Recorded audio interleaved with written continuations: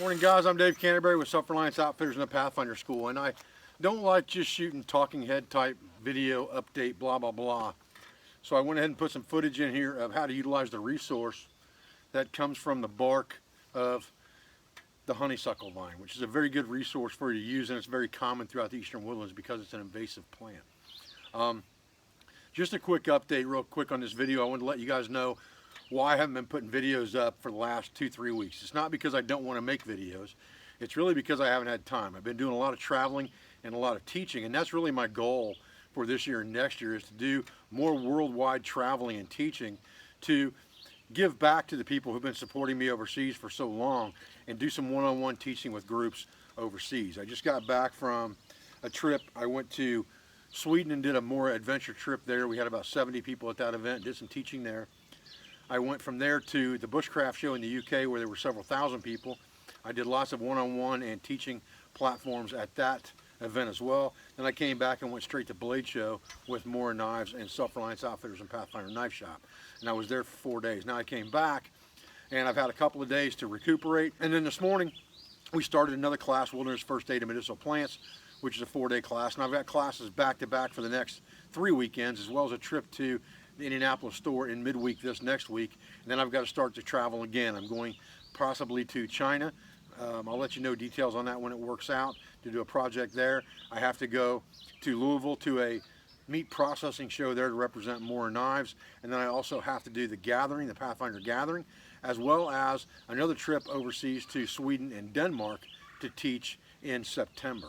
So I'm doing a lot of traveling this year, and it's kind of leading to not being able to put as many videos as I want up to, but I'd like to be able to put more videos up, and I'll try to get some footage of some of these locations that I'm at, but it's easier to get pictures a lot of times than it is video. So I wanted to shoot a quick update video today, but I don't like videos where somebody just talks and talks and talks. So I'm going to actually show you a couple skills today. We're going to go out in the woods and talk about a resource in honeysuckle vine, a couple different resources that you can use from that vine besides the medicine that we talked about in a past series on Materia Medica. It's also a great fire resource and a good cordage resource. Stay with me. All right, so all of this viney substance back here, for the most part, is honeysuckle.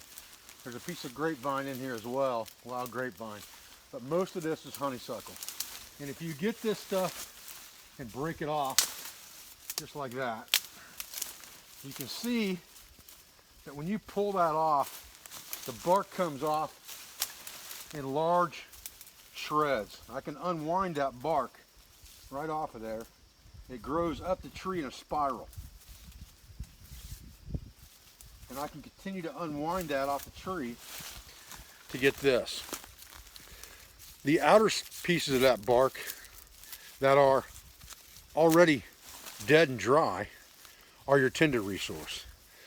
The inner pieces of bark that still have some green left on them are your cordage resource. And if you get a piece,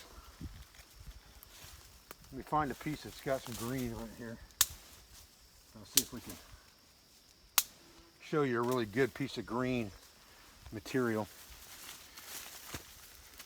If you break one that's green, it won't break real easy, but it will break. And when you break it, it'll be green on the inside. And if you pull on that, that whole sheath of bark will start to strip down off of that thing, just like this. And you'll have longer pieces of green bark that you can work with, and those make your strongest cordage. You can make cordage out of this stuff that's a little bit more dead, but it'll be okay, but it won't be near as strong as this stuff will. But this is what you want for tinder material. So let's collect some of this up, take it back, and we'll demonstrate part of it for a tinder bundle, and we'll demonstrate part of it as cordage.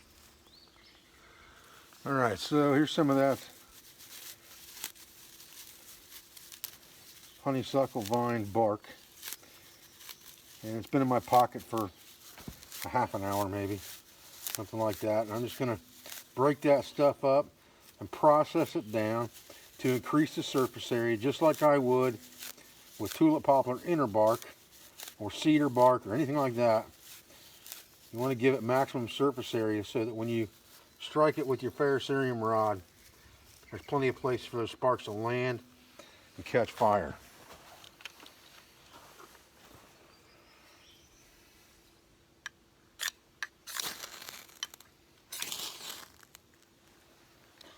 There we go.